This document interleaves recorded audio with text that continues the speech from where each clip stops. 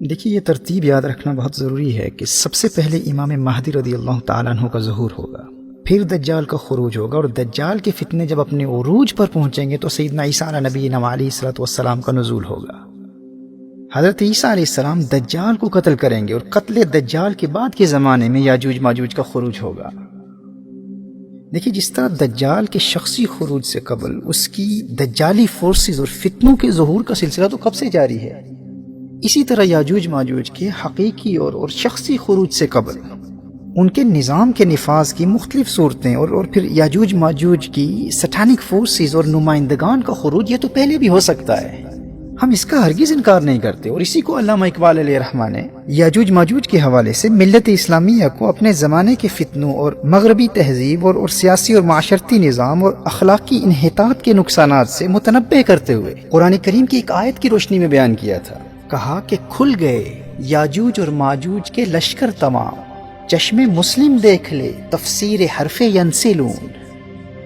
اب اس کا ہرگز یہ مطلب نہیں ہے کہ یاجوج اور ماجوج کا قتل دجال کے زمانے کے بعد شخصی اور حقیقی خروج ہوگا ہی نہیں، ہم اس تصور کا انکار کرتے ہیں۔ تو اس ترتیب کو اچھی طرح ذہن نشین کر لیجئے۔ اس تعلق سے ایک ایکرونیم، ایک مخفف میرے ذہن میں آیا ہے جس کے ذریعے یہ ترتیب آپ کو آسانی سے ازبر ہو جائے گی۔ آپ لفظ مدعی یاد کر لیں۔ مدعی دعویٰ کرنے والے کو کہتے ہیں، چونکہ دجال بھی ایک جھوٹا مدعی ہوگا، پہلے وہ ولایت کا دعویٰ کرے گا، پھر نبوت کا دعویٰ کرے گا، اور پھر آخر خدائی کا جھوٹا دعویٰ کرے گا۔ تو اس لفظ مدعی کو علامات آخر الزمان سے دجال کے جھوٹے دعووں کے حوالے سے بھی ایک مناسبت اور مطابقت حاصل ہے۔ تو اگر آپ اس ایکرونیم کو، اس مخفف کو، لفظ مدعی کو یاد رکھیں گے تو علامات قیامت کی پہلی ترتیب کو آپ کبھی نہیں بھولیں گے۔ میم سے مہدی، دال سے دجال، عین سے عیسیٰ، اور یہ سے یاجوج ماجوج۔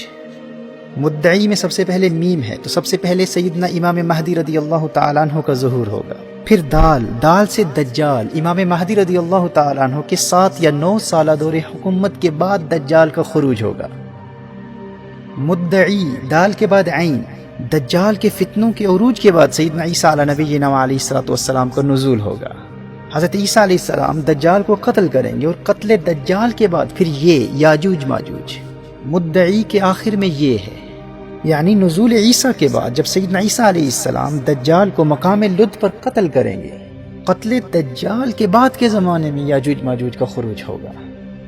مدعی، میم سے مہدی، دال سے دجال، عین سے عیسیٰ، یہ سے یاجوج ماجوج۔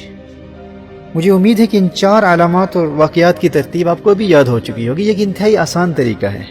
اپنے گھر میں اپنی فیملیز اور اپنے بچوں کو بھی یہ ترتیب یاد کرا دیں۔ بحیثیت مسلم اسلامک اسکٹالوجی کا یہ علم ہمارے لیے انتہائی اہم ہے۔ دیکھیے، جیسے انسانی زندگی کی سب سے بڑی حقیقت موت ہے، اسی طرح کائنات کی زندگی کی سب سے بڑی حقیقت قیامت ہے۔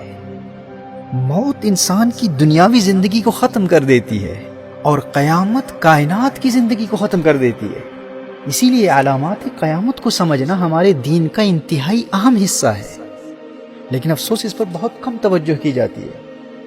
دیکھیے، جب ان 4 کی ترتیب اور ہر ایک کی واضح علامتیں آپ ذہن نشین کر لیں گے تو پھر ان کے بعد کی علامات اور اس دوران ظاہر ہونے والی علامات کی ترتیب کو احادیث کی روشنی میں سمجھنا اور پھر یاد رکھنا آپ کے لیے بہت آسان ہو جائے گا۔ جیسے ظہور امام مہدی رضی اللہ تعالیٰ عنہ سے پہلے کی واضح علامات میں سے ایک علامت نہر فرات کا خشک ہو جانا، پھر دریائے فرات سے یوفریٹیز ریور سے سونے کا پہاڑ نمودار ہونا۔ The river Euphrates will unveil a mountain of gold. This is one of the major and clear signs before the appearance of Imam al-Mahdi رضی اللہ تعالیٰ عنہ۔ اور بعد از ظہور مہدی سفیانی کی فوج کا زمین میں دھس جانا، اسی طرح خلافت علی منہاج النبوہ کا نفاذ۔ امام مہدی کے دور حکومت میں عرب دنیا کے علاوہ بھی روم، قسطنطینیہ اور دنیا کے بڑے بڑے ممالک میں اسلام کی حکومت۔ اسی طرح امام مہدی رضی اللہ تعالیٰ عنہ کے کم از کم 7 یا 9 سالہ دور حکومت میں وہ خوشحالی اور امن و سلامتی کا دور جب ہر ایک کے پاس مال و دولت کی فراوانی ہوگی، مسلم دنیا میں سونے اور چاندی کی کثرت ہوگی، یہ مسلم دنیا کی اکانومی کے عروج کا دور ہوگا۔ اور پھر اس دور کا آنا جب الملحمۃ الکبریٰ، جب آرمیگیڈن، وہ سب سے خوفناک اور تباہ کن جنگ ہوگی، جس کے نتیجے میں پھر غربت اور مفلسی اور بھوک اور پیاس اور قحط سالی کا دور آئے گا، اور دنیا پھر اسی پرانے تلواروں اور گھوڑوں اور اونٹوں کے دور میں لوٹ جائے گی۔ اور پھر قسطنطنیہ اور روم کی فتح کے بعد دجال کا خروج اور دجال کے فتنوں کا زمانہ، اور پھر اس کے بعد سیدنا عیسیٰ علیہ السلام کا نزول، اور قتل دجال کے بعد پھر ایک مرتبہ وہ امن و سلامتی کا زمانہ جو حضرت امام مہدی رضی اللہ تعالیٰ عنہ کے دور خلافت میں چند سالوں کے لیے آیا تھا۔ اس مال و ثروت اور امن و سلامتی اور خوشحالی کے زمانے کا دوسری مرتبہ لوٹ آنا، اور اسی طرح یاجوج ماجوج کا خروج، پھر یاجوج ماجوج کی موت، اور پھر دھوئیں کا نکلنا، حضرت عیسیٰ علیہ السلام کا پردہ فرمانا، مسلمانوں کا حضرت عیسیٰ علیہ السلام کا جنازہ پڑھنا، مدینہ منورہ میں نبی کریم صلی اللہ تعالی علیہ وآلہ وسلم کے روضہ انور کے ساتھ حضرت عیسیٰ علیہ السلام کی تدفین، اسی طرح سورج کا مغرب سے طلوع ہونا، پھر توبہ کے دروازے کا بند ہو جانا، پھر دابۃ الارض کا خروج، زمین کے اس جانور کا حضرت سلیمان علیہ السلام کی انگوٹھی اور حضرت موسیٰ علیہ السلام کے عصا سے کفار کے چہروں کو سیاہ کر دینا اور مومنین کے چہروں کو روشن کر دینا، اور یوں کفار اور مومنین میں تفریق کرنا،